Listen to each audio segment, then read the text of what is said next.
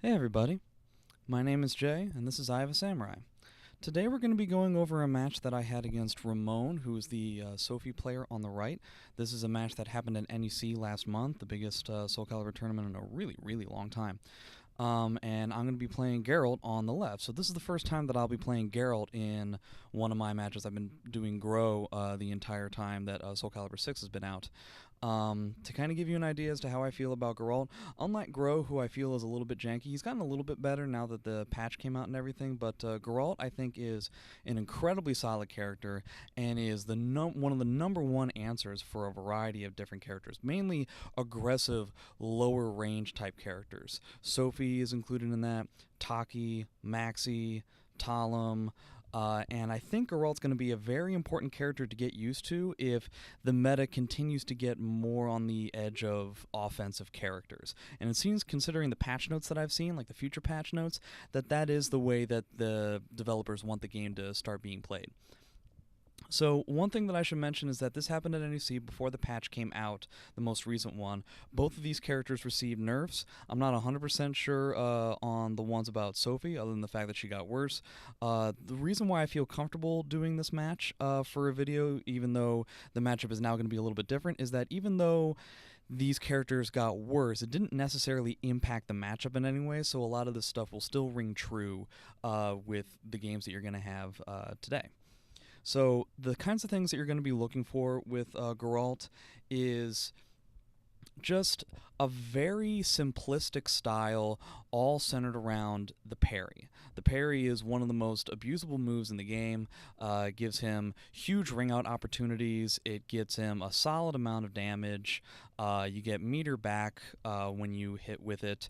The active window is huge. The startup frames are very fast. It starts up in 4, so it's an incredibly powerful move. So a lot of the times what you're going to be doing if you're dealing with an aggressive character is that you, as the Geralt player, are going to be mashing a lot on these like really fast moves over and over again until eventually your opponent gets frustrated enough to be like, hey, come on, man, you gotta, like, let's play Soul Calibur. And then you say, no, I'm going to be doing the parry now, and now you just lose.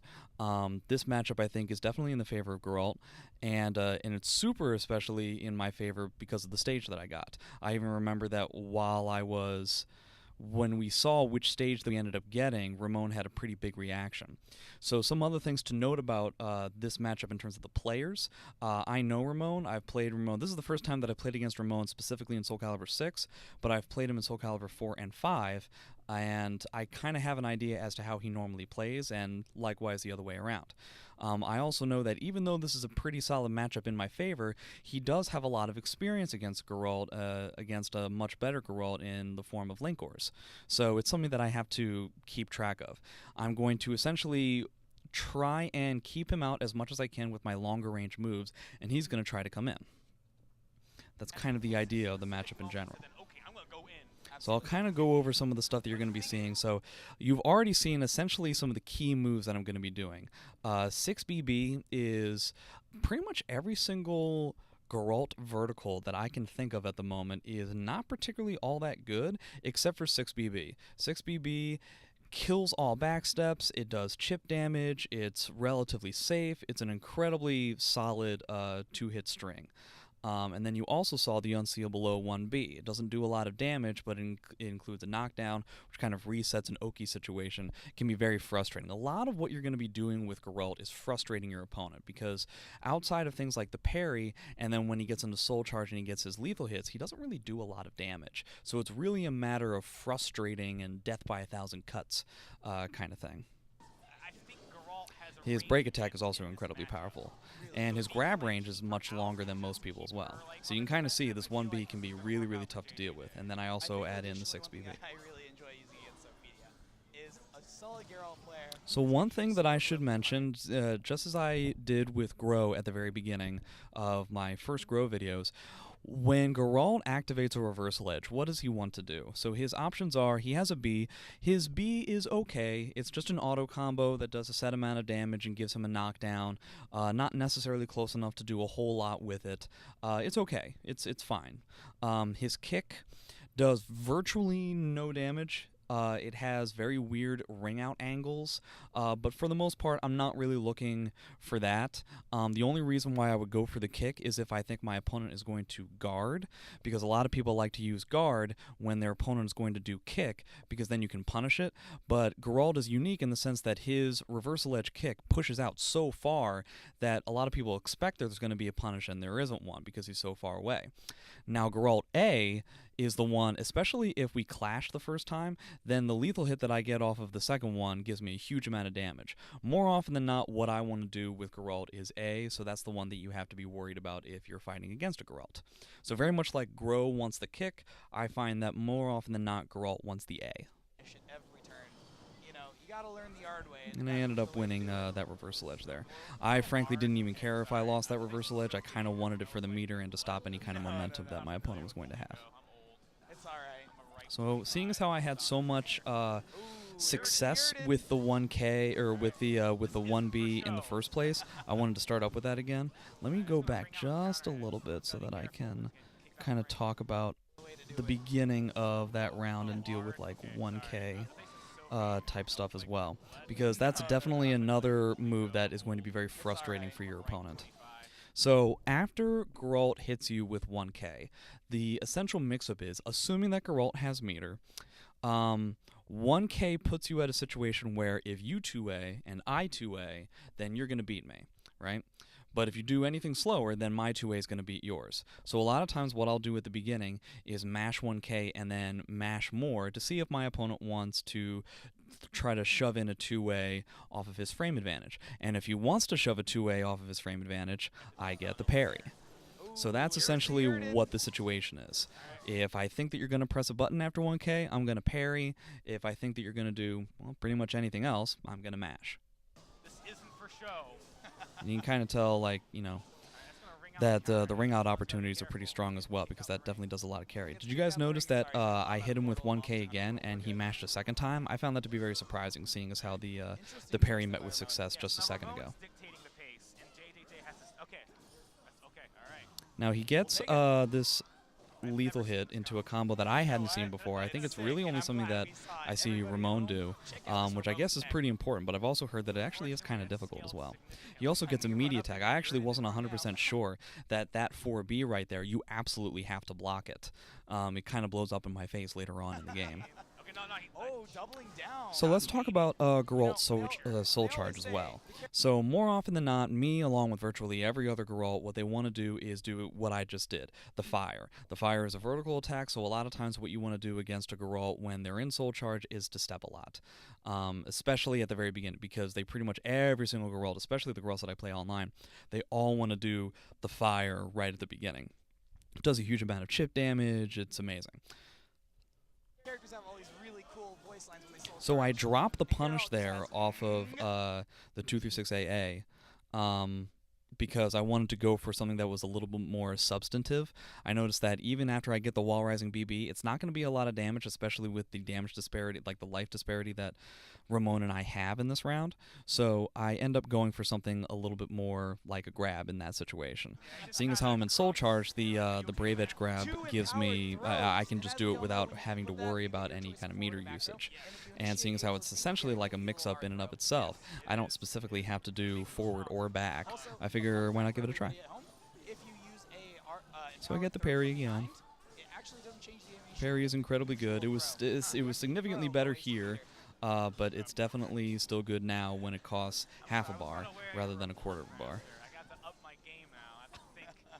Now, Sophie's soul charge is pretty unimpressive. He gets a nice lethal combo.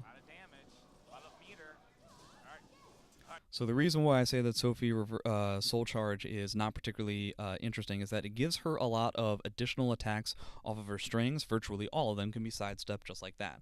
So a lot of times if you see Sophie doing soul charge, the two things that you got to remember, stepping a lot of her additional attacks off of the strings, and you have to be worried about the super fast stab that seems to go much, much farther, much, much faster. So a lot of stepping. You know, not much different than what I was talking about when it comes to Geralt soul charge.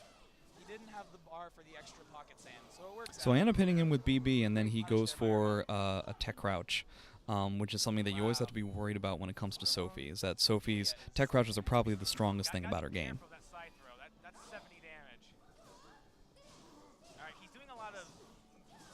Nice damage. Tech crouches. That's So you kind of saw he definitely got a lot of conditioning off of the one grab that he got at the beginning of the round, which ended up forcing me to duck into another bad situation. Is this the ring out? No, but it's a bad situation. Absolutely. It looks kind of sad that I had to block the second BB there.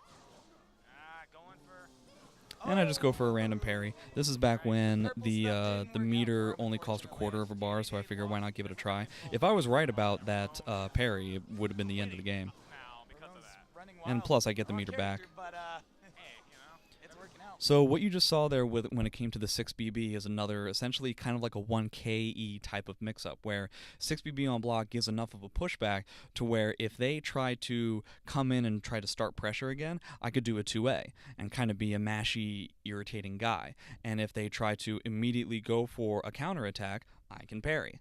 As you can kind of tell, I feel that the majority of virtually everything that happens with Geralt, it comes down to, am I going to do a parry? Am I not going to do a parry? That's a lot of what the matchup comes down to. One of the moves that I haven't talked about a lot is Geralt's 4A and the 4A just frame.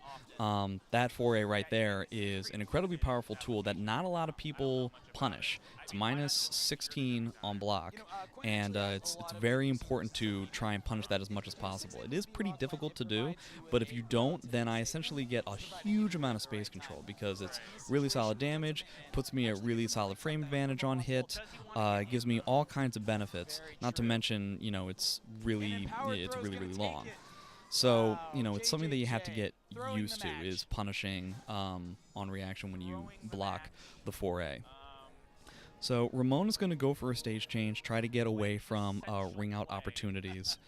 And, yeah, he's pretty frustrated about that. For one, he's played against me a lot. For two, he's played against Linkors a lot. And Geralt is a very frustrating character, kind of a lot of the stuff that I've been talking about. These are both East Coast players as well. Correct me if I'm wrong. Yes. Ramon's from New York Now, State. I get super lucky in the sense that he really got stage screwed in this game because he gets the exact same stage, which is one of the... it really happens a lot more in Soul Calibur 6. Anybody agree with me? Anybody like who played the other Soul Calibur games? Trying to do stage select, you get the exact same stage more often than any other game that I've played. It happens so often. You know, I take it back. I was supposed to say not going for wall rising. This is kind of the 4A just frame that I was talking about. The 4A just frame essentially allows me to do a situation of like, more often than not, it gives me frame advantage to where I get essentially a free mix-up, like a 6BB or a 1B. I could even run in and grab, although I don't have the frames to just do that whenever I want to. I also like to do A plus B. It's an incredibly fast one, and if I'm right about a GI or a reversal edge, boy oh boy, it's literally half-life.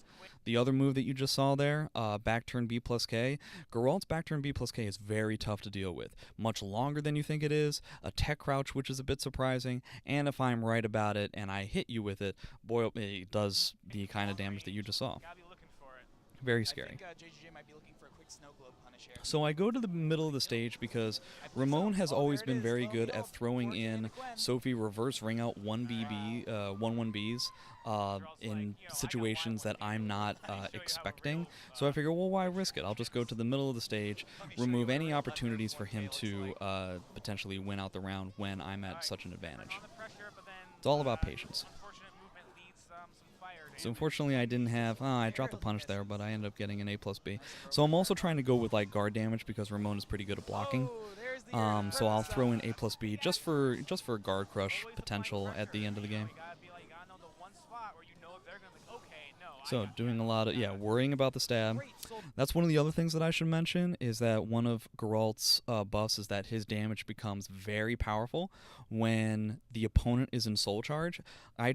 When I'm using Geralt against an opponent who is in soul charge, I essentially choose to think of it like a 50-50 mix-up. I have the meter for one of the command grabs that cost meter, which will give me additional damage when the opponent's in soul charge. And then I also have the 4B, which I just saw there, which you saw him block, which will give me a huge combo. In fact, it'll actually kill him if he gets hit by that in that situation because it'll give me a ring out.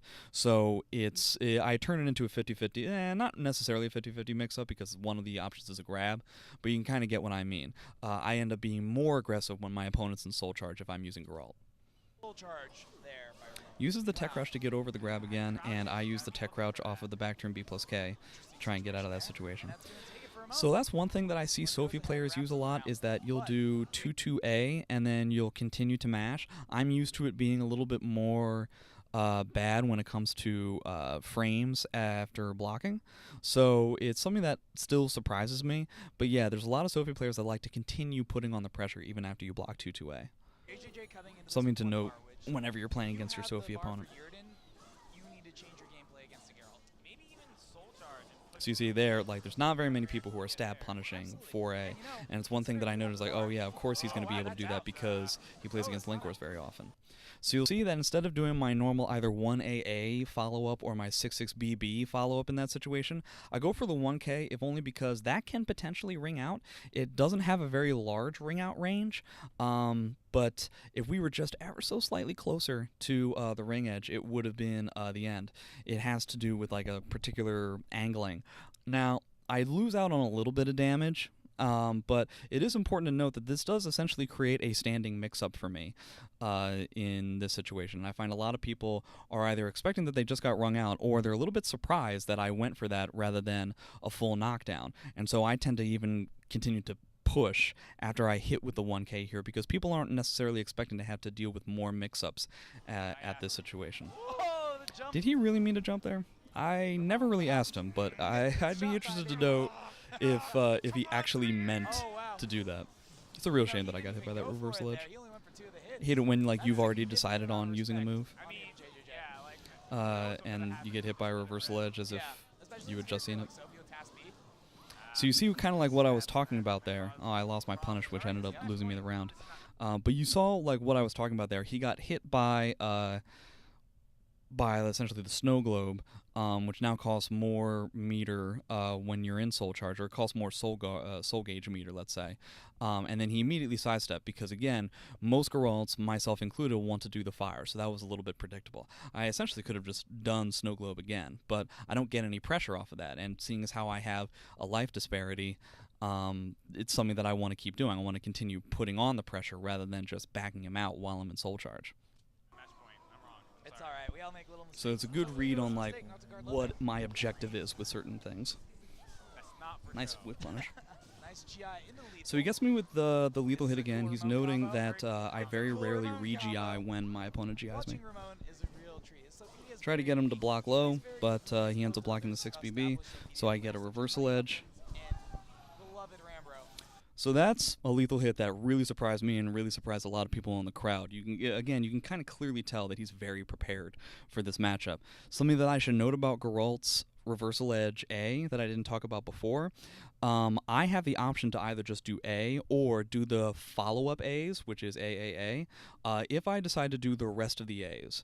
It's 1, 2, 3, right? You block the first one. If you decided to block, you'll block the first one, and then you have the choice to either block the next two and punish, because it is punishable slightly, or what you really should be doing is something kind of like this, where you block the first one, and then you can duck the next two. The next two reversal edge A Geralts are high. So it's something that you want to get used to, is blocking, ducking, and punishing. So seeing all this is very enjoyable. So yeah, that was pretty interesting.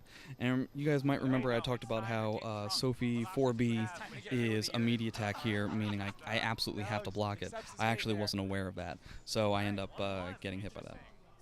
So at this point I take a little bit of time. I remember the crowd was trying to get me to change the stage. I absolutely don't want that. I definitely want to keep the stage.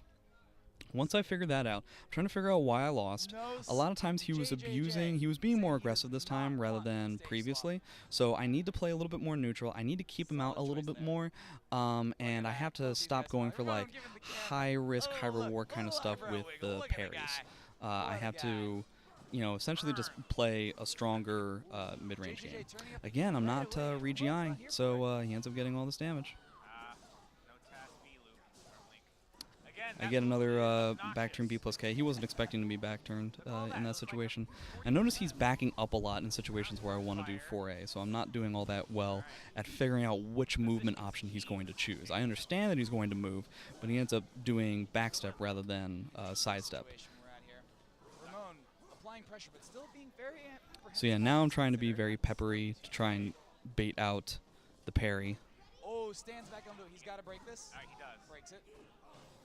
So here I'm trying to catch him with like an unseeable low, but he seems pretty prepared for it. All right, one hit away. No 10-frame punish, I believe. Probably the most tense round of that set. The reason why I used the fire was to chip him down all the way to the point where either 1A or like the second hit of 1AA were going to be connecting, and as long as I just get like one of those, I should be all set for the round. But the blocking that he had there was impeccable. It was then that I kind of came to the conclusion like, oh, I might actually lose this set, because he seems really prepared for a lot of the stuff that I'm doing, and he's being really clutch with a lot of these blocks. It kind of worked out because then he was one hit away objectively. This is one other thing that I should mention about Geralt, is that he has 66AA and he has 66AK. If you're not used to it, so 66AA is high, and 66AK is high-low. So what should you do? If you see 66A, then you should automatically block low. If he did the A, it's not going to matter. And if he did the 66AK, then you'll be able to block the low and potentially punish.